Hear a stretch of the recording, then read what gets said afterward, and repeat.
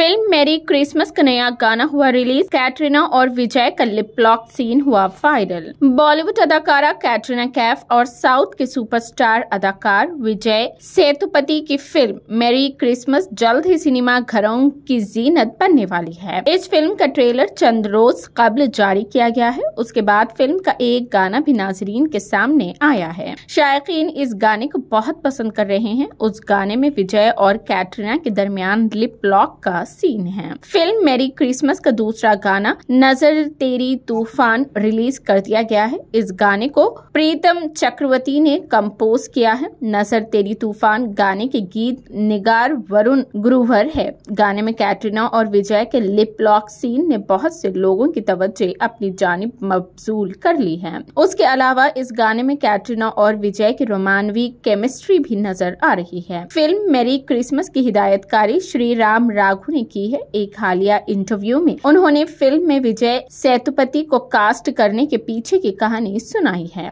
वो एक film festival के लिए मेलबोर्न गए थे। वहीं फिल्म 96 देखने के बाद विजय से मिले और उन्होंने उनसे पूछा कि क्या वो हिंदी बोल सकते हैं। जब विजय ने हाँ कहा तो डायरेक्टर ने उन्हें मेरी क्रिसमस के लिए कास्ट किया।